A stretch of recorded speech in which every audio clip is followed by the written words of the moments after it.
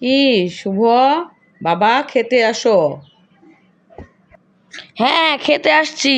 আচ্ছা আম্মু, তুমি আজকে কি রান্না করেছো? বাবা, মাছ রান্না করেছি আর সবজি রান্না করেছি। আমি সবজিও খাবো না, মাছও খাবো না।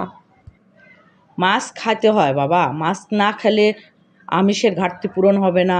সবজি খেতে হবে, শরীরের পুষ্টির জন্য অনেক কিছুই খেতে হয়, শাক খেতে হয়, সবজি খেতে হয়, ডাউল খেতে হয়। তুমি কী জন্যে খাবে না?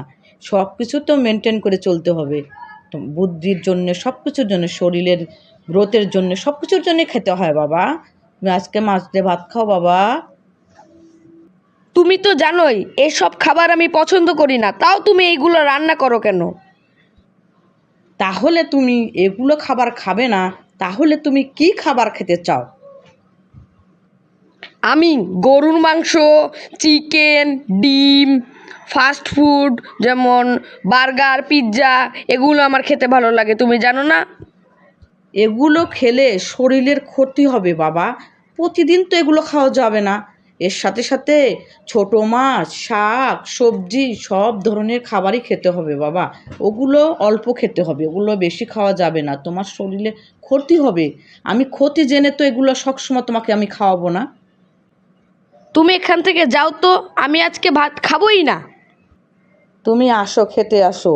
তুমি মোবাইল দেখো, ল্যাপটপ দেখো, টিভি দেখো, দেখো না ওখানে ছোট মাছ, শাক, সবজি, তারপরে তোমার প্রচুর পরিমাণে ডাল খেতে হয়, সব ধরনের খাবারই খেতে হয়। খেলে তোমার শরীরের শরীরের গঠনের জন্য খুব উপকারী। তুমি আসো, ভাত খাও, অল্প করে খাও। না, না খেলে আমি তোমার ল্যাপটপ, তোমার মোবাইল দেখা আমি একবারে চিরতরে বন্ধ করে দেবো। কারণ তুমি খারাপটা দেখো, ভালোটা দেখো না। আচ্ছা, আমি খেতে পারি, একটা শর্ত আছে আমার। কী শর্ত বলো আমাকে?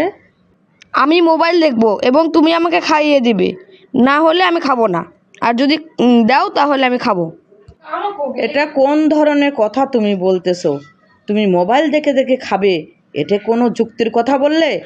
তুমি এভাবে খাবে না, আর এভাবে আমি খেতে দেবো না। খাবারও একটা ইবাদত। এই খাবার খেতে খেতে টিভি দেখা, মোবাইল দেখাটা আমি পছন্দ করি না, তুমি জানো। তারপরও দ্বিতীয়বার এই কথা বললে কেন? তুমি আসো, তোমাকে আমি খাওয়াবো, তুমি কথা আর বাড়াবে না। তাছাড়া কিন্তু অসুবিধা আছে তোমার। আচ্ছা আম্মু, তাহলে তুমি যাও, আমি আসছি।